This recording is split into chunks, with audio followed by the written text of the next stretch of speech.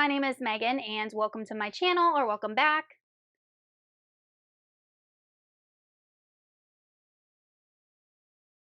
Today I'm going to be recommending some adult fantasy books based on certain fantasy tropes. But before we go ahead and get on into the video, please consider hitting that subscribe button as well as giving this video a like to show my channel a little bit of support.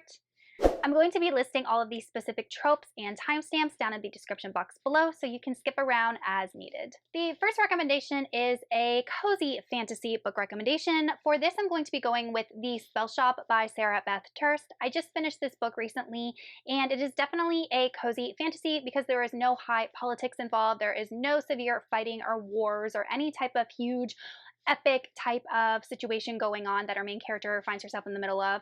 It is about a girl who has to flee the big city where she works because there is a revolution going on, and she finds herself back on this small island where she was born, and she resumes living in the cottage where her parents lived, and she decides to make jam and sell jam to make a living for herself. But when she fled the big city, she stole a bunch of books. In her words, saved a bunch of books, and they were actually books on how to make spells.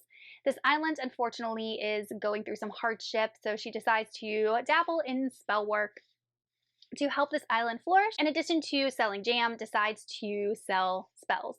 This is definitely a cozy fantasy because we have a budding romance with the neighbor next door, and we have a sense of community and friendship in this book as our main character, Keela, is finding herself in a new situation with new people, kind of like an outsider even though she's not, as she is learning how to rebuild her life by making jam in this cozy little cottage.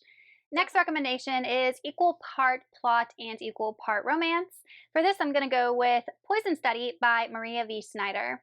In this book, we are following a girl named Yelena, and Yelena lives in a city known as Ixia, where magic is forbidden.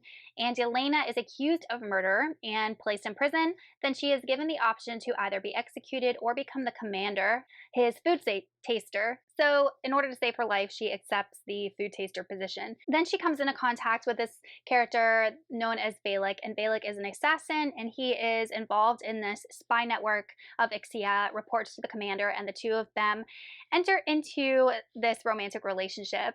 And while this is going on, Elena learns that she actually does have magical abilities, which, like I said, is forbidden in Ixia.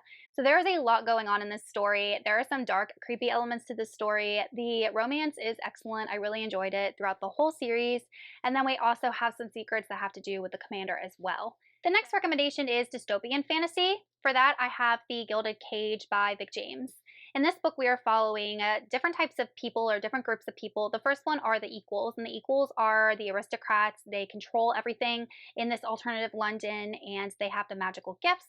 Then we are following the regular folks who don't have any magical abilities, and they have to enter into servitude for the equals for 10 years of their life. And there are different ways you could go about doing this. So we are following this family as they are all at the same time decide to go serve one of the most powerful equal families in all of London, known as the Jardines, at the same time, but it doesn't work out. And one of the sons is sent to this brutal factory to serve out his 10 years.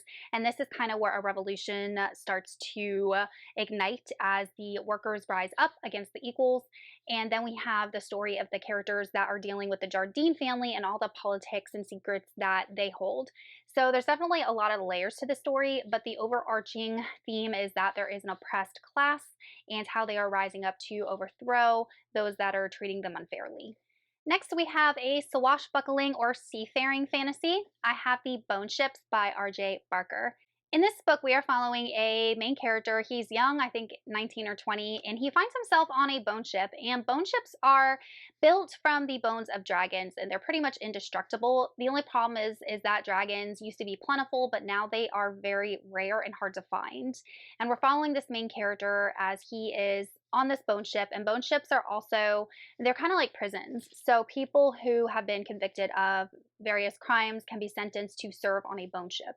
And all the people, all the crew on this bone ship are criminals. The ship is captained by this woman named Mies, and they set off under the pretense of this one journey, but they end up finding that they are chasing a dragon. And like I said, dragons have pretty much disappeared. And because their bones are so valuable, people who find the dragon find the wealth and the prestige. But while they are searching for this dragon or following this dragon, they are learning that there's more to what's going on in the political climate than they originally thought, and that the dragon might be the start of a war in this world. So if you are someone that really enjoys the seafaring type books, this one would be for you.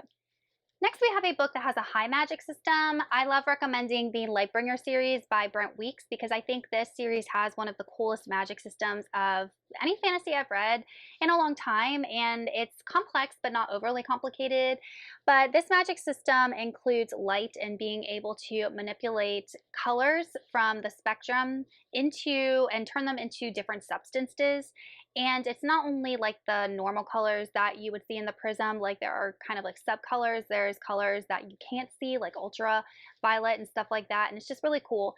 But we are following Galvin Guile, who is the prism, and he is able to control and manipulate all the colors of the prism. So he is ultra powerful. He's like a god. And one of the caveats to this magic system is that the more that you use your power, the more that it ages you. So it basically takes time off of your life. The story is a lot of fun. There are a lot of elements to it. There are a ton of characters, and I think that this book or this series had some really, really cool plot twists too. Moving on to low magic fantasy books. For that, I'm going to be sharing The Lies of Locke Lamora by Scott Lynch. This is a dual timeline book. We are following a character named Locke. He is an orphan and he gets adopted by a con artist known as Father Chains. And what Locke and his group of con artists do is they go around basically conning the really wealthy, really powerful people in the city. This book is focused mostly on the heists that Locke and his team do and how they manipulate and defraud and steal from these aristocrats. It is very much lacking in high magic. Locke does not have any magical ability, at least in the books that I've read, at all, and his interactions with the supernatural elements are very limited. Next, we have your sword and sorcery fantasy. I have to go with Malice by John Gwynne. This is the Faithful and the Fallen series. We are following a main character named Corbin. He is a teenager, and he learns that he is fulfilling the prophecy known as the Bright Star. In this world, there is essentially two conflicting sides. I think of them as gods and demons, and Corbin has been prophesied to be the avatar of the good god known as the Bright Star, and then there is the avatar of the demon known as the Black Sun. So Corbin is going to have to leave his small village, leave his way of life as he knows it to kind of grow into this role. Lots of traditional tropes here: coming of age, sword and sorcery, boy with a mentor, the chosen one. So if you enjoy all of those traditional fantasy elements, then this would definitely be the book for you. And lastly, we have a portal fantasy, but this is not portal fantasy from our world into a different world. This is actually a portal between different worlds within this world.